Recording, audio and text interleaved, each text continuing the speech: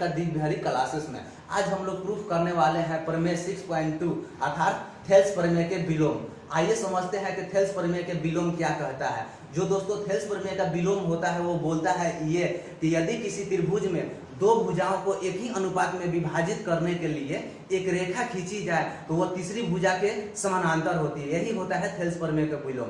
आइए दोस्तों समझते हैं कि किसी भी थ्योरम को प्रूफ करने के लिए, किसी भी प्रमेय को प्रूफ करने के लिए हम लोगों को मैक्सिमम 4 स्टेप की आवश्यकता होती है। कितने स्टेप की आवश्यकता होती है? मैक्सिमम 4 स्टेप की आवश्यकता होती है। आइए समझते हैं कि वो 4 स्टेप कौन कौन सी है। सबसे पहले हम लोगों का जो होता है लिखना, वो होता है कि दिया गया है। इसका मतलब क्या हुआ कि दिया गया है मतलब कि हम लोगों को प्रमेय प्रूफ करने के लिए क्या क्या दिया हुआ है। दूसरा स्टेप जो हम लोगों का होता है दोस्तों वो होता है सिद्ध करना है, यानी प्रमाणित करना है। हम लोगों को क्या प्रमाणित करना है, यानी क्या प्रूफ करना है। जैसे हम लोगों को यहाँ प्रूफ करना है कि DE समानांतर BC। और जो दोस्तों तीसरा स्टेप होता है वो होता है रचना। रचना का मतलब होता है कंस्ट्रक्शन। आइए समझते हैं कि आखिर ये कंस्ट्रक्शन क्या होता है। दोस्तों जैसे इस थ्योरम को प्रूफ करने के लिए हम लोगों को जो भी अलग से काम करना पड़े, जो हम लोगों को नहीं दिया गया है, उसी को हम लोग बोलते हैं रचना। और जो चौथा स्टेप होता है जहां से हम लोग स्टार्ट करते हैं प्रमाण करने के लिए, यानी उत्पत्ति करते हैं, जहां से हम लोग प्रूफ करना स्टार्ट करते हैं, वही होता है। तो सबसे पहले हम लोगों को प्रूफ करने के लिए आवश्यकता होती है दिया गया है। आइए समझते हैं कि इस फिगर में क्या क्या दिया हुआ है। यहाँ पर दिया हुआ है कि ABC एक क्या है, ABC एक त्रिभुज है। ABC एक त्रिभुज है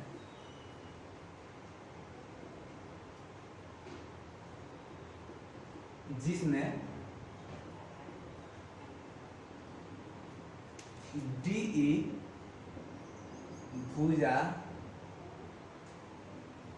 भुजाओं AB तथा AC को क्रमशः D तथा E पर इस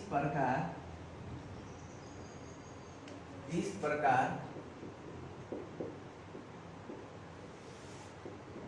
काटती है कि AD बाटा DB बराबर AE बाटा EC।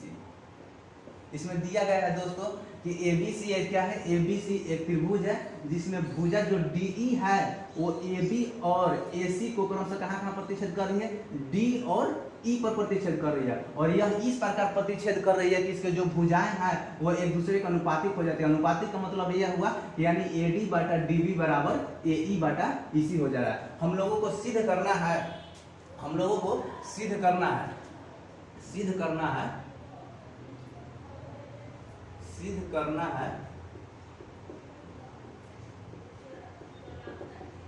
कि DE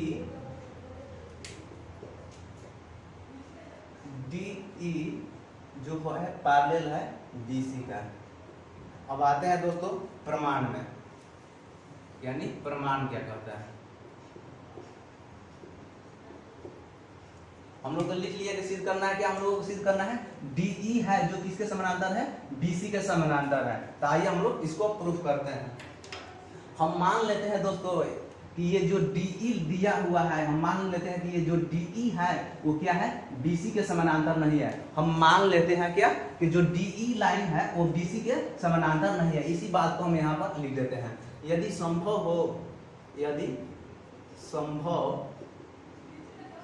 हो तो माना कि जो DE है, DE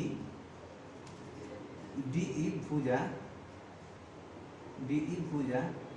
BC के समानांतर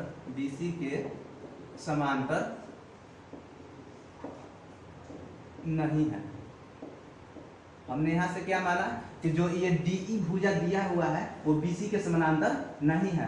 तब हम यहाँ से एक क्या काम करते हैं कि BC के समानांतर एक अपने से लाइन ड्रॉ करते हैं, कि अपने से यहाँ से लाइन लेते हैं। यहाँ से मान लेते हैं कि ये जो लाइन है ये इसका नाम हम लेते हैं A, यानी DF। कि अब यहाँ से मान लेते हैं कि जो DF है किसके समानांतर है, BC के समानांतर। तो यहाँ से हम लोग लिख देते हैं कि DF समानांतर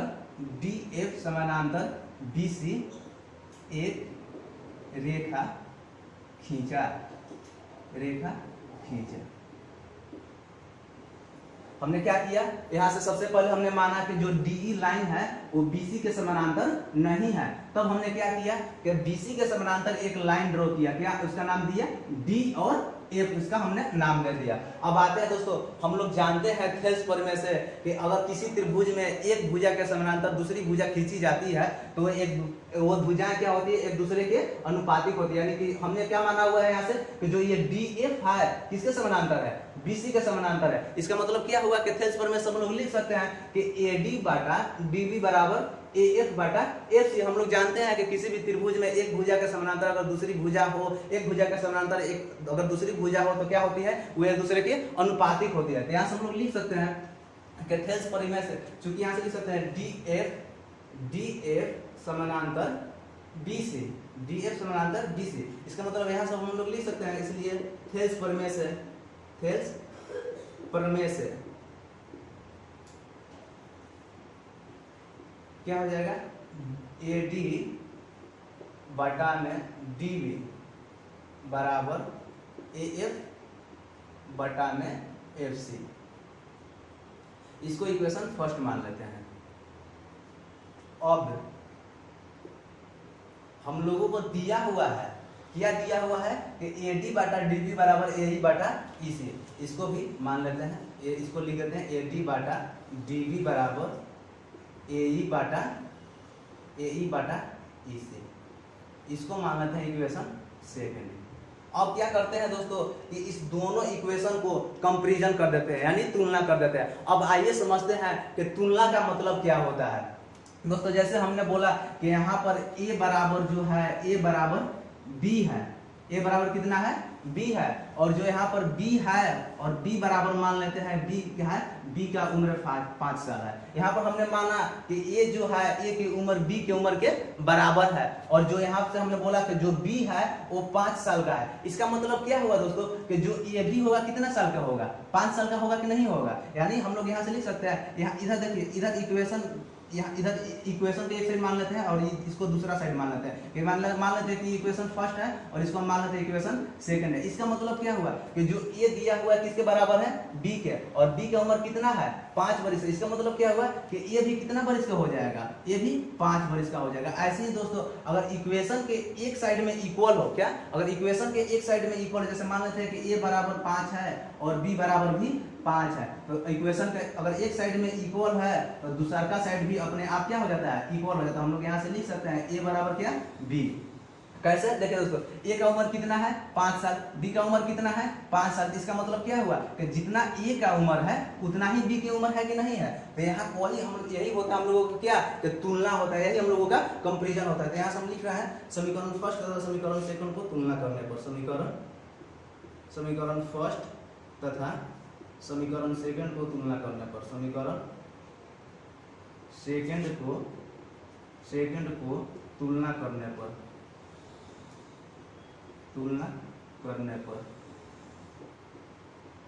अब यहाँ से देखिए दोस्तों, इधर भी दिया हुआ है AD बटा DB और यहाँ पर भी दिया हुआ है इक्वेशन 2 में भी AD बटा DB। इसका मतलब क्या हुआ कि इक्वेशन के एक साइड में यानी बायां साइड दोनों क्या है, इक्वल है। जब इक्वेशन के बायां साइड इक्वल है तो इक्वेशन के दायां साइड भी अपने आप क्या हो जाएगा, इक्वल। वहां पर हम लोगों ने समझा। तो यहाँ से हम लोग लिख सकते हैं AF बटा FC बराबर AE बटा EC। अब हम लोग दोस्तों क्या करते हैं कि इसमें दोनों तरफ क्या करते हैं, अपने से 1 को ऐड कर देते हैं। दोनों तरफ 1 ऐड करने से क्या होता है, हम लोग किसी भी समीकरण में दोनों तरफ या तो मल्टीपल कर सकते हैं, डिवाइड कर सकते हैं, उससे कोई प्रॉब्लम नहीं होता है। जैसे देखिए दोस्तों, यहाँ पर लिखा हुआ है कि A बराबर 6। अगर हम चाहे इसमें तो दोनों तरफ 1 से मल्टीप्लाई कर सकते हैं या 2 से मल्टीप्लाई कर सकते हैं, जो भी आपको करना हो उतना कर सकते हैं, या जोड़ सकते हैं, घटा सकते हैं। जैसे मान लीजिए दोस्तों हम यहाँ पर 1 जोड़ रहे हैं, इधर में 1 जोड़ रहा था, कितना हो गया, A + 1 = A plus 1 equal to 6, तो इधर भी हम लोगों को 1 जोड़ना पड़ेगा। अब इधर भी 1 जोड़ दिए तो 1 से 1 कैंसिल हो जाएगा, फिर भी हमारा क्या बचेगा, वही बचेगा ए इक्वल टू 6। यानी इक्वेशन के दोनों तरफ जोड़ने या घटाने से हम लोगों के समीकरण में कोई भी प्रभाव नहीं होता है, लेकिन जितना जोड़ेंगे उतना ही लेकिन जितना उसमें होगा कि एक तरफ जितना ऐड कर रहे हैं तो दूसरा तरफ भी उतना ही हम लोगों को ऐड करना होगा। आइए दोस्तों, अब हम लोग क्या करते हैं कि इसमें दोनों तरफ 1 को ऐड कर देते हैं, दोनों तरफ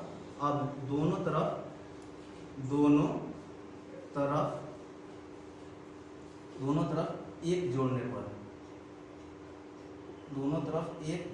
पर अब यहाँ से हम लोग क्या कर रहे हैं कि दोनों तरफ एक को जोड़ दे रहे हैं। तो देखिए एक जोड़ते हैं तो क्या होता है, अब यहाँ से करेंगे तो AF बटा FC प्लस 1 हो जाएगा। यहाँ से AF बटा में क्या दिया हुआ है FC और प्लस 1 इक्वल टू AE बटा में EC प्लस 1। अब यहाँ से देख लीजिए 1 से 1 कैंसिल हो जाता है, फिर तो बात वही है। अब यहाँ से क्या करते हैं, इसका लघुत्तम निकालते हैं। बटा में 1 छिपा हुआ है, इसका हम लोग भी जानते हैं, किसी भी डिजिट के अंक के नीचे छिपा हुआ होता है 1। तो यहाँ से क्या करेंगे, जब एलसीएम निकालेंगे तो क्या हो जाएगा, FC हो जाएगा। क्या हो जाएगा, FC। तो FC में FC से भाग देंगे तो क्या हो, FC से FC कैंसिल हो जाएगा, तो क्या बचेगा सिर्फ AF। और यहाँ पर 1 का टेबल FC बार पढ़ेंगे तो FC आएगा, FC में 1 से मल्टीपल करेंगे तो क्या हो जाएगा, FC हो जाएगा। बराबर इधर भी ऐसे ही कर लेते हैं, AE प्लस EC बटा में EC। इतना तो हो गया। अब देखते हैं दोस्तों फिगर में यहाँ पर क्या दिया हुआ है, EF प्लस FC। इसका मतलब क्या हुआ, यहाँ से ये EF और FC, यहाँ से ये वाला लाइन यहाँ A से लेके F तक और F से लेके C तक हम लोगों को अगर दोनों को ऐड कर दे तो क्या हो जाएगा, AC हो जाएगा कि नहीं हो जाएगा। देखिए यहाँ से AF यानी यहाँ से लेके यहाँ तक और यहाँ से लेके यहाँ तक दोनों को मिला देंगे, ये दोनों किसके बराबर हो जाएगा, AC के बराबर हो जाएगा। तो यहाँ से हम लोग लिख सकते हैं कि AF प्लस FC के स्थान पर क्या लिख सकते हैं, AC बटा में FC को छोड़ देते हैं। अब यहाँ से देखते हैं कि AE प्लस EC, इसका मतलब क्या हुआ, AE यहाँ से लेके यहाँ तक और यहाँ से लेके यहाँ तक दोनों को जोड़ देंगे तो क्या आएगा, AC आएगा कि नहीं आएगा, बिल्कुल आएगा AC। तो यहाँ पर भी हम लोग लिख सकते हैं AE प्लस EC को जोड़ेंगे तो क्या हो जाएगा, AC और बटा में EC।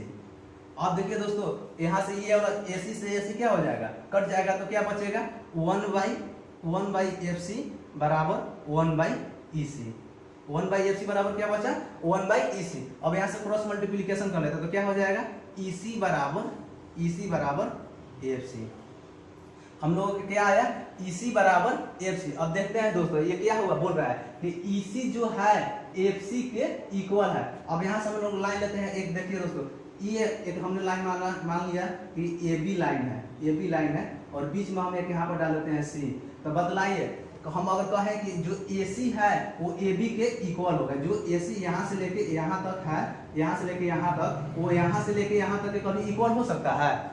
जो यहाँ पर बोल रहा है कि AC बराबर AB कभी इक्वल होगा, बिल्कुल नहीं इक्वल होगा। ऐसे ही दोस्तों यहाँ पर क्या बोल रहा है कि EC बराबर FC यानी EC बराबर FC बोल रहा है कि यहाँ से लेके यहाँ तक और यहाँ से लेके यहाँ तक ये पॉसिबल है कि दोनों इक्वल हो जाए। ये कब इक्वल होगा, जब F और C क्या हो जाए, संपाती जब तक से नहीं होगा, F और C जब तक से क्या नहीं होगा, संपाती जब तक से नहीं होगा। संपाती का मतलब होता है कि दोनों एक ही पॉइंट पर आ जाए, जब तक से नहीं होगा तो क्या ये इक्वल होगा, बिल्कुल नहीं इक्वल होगा। इस तरह से जो हम लोग यहाँ पर माने हुए हैं, हम लोग माने थे क्या कि यदि संभव तो डी भुजा को माने थे क्या कि समानांतर नहीं है, और तब उसके समानांतर हम लोग क्या खींचाते हैं, DF लाइन खींचाता है जो किसके समानांतर था, BC के समानांतर। और यहाँ से हम लोग प्रूफ किए क्या कि EC बराबर FC। ये संभव है, ये बिल्कुल संभव नहीं है। ये कब तक संभव नहीं है, जब तक कि E और F संपाती न हो जाए। इस तरह से हम लोग यहाँ से क्या होती है, इस तरह से हमारी मान्यता गलत है। अब यहाँ से हम लोग लिख सकते हैं कि ये तब तक संभव नहीं है जब तक से कि E और F क्या ना हो जाए, ये तब तक संभव नहीं है, ये तब तक संभव नहीं है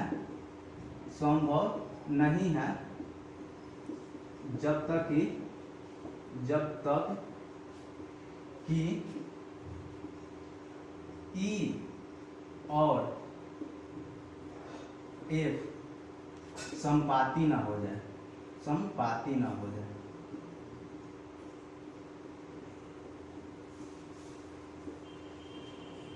अतः DE पैरेलल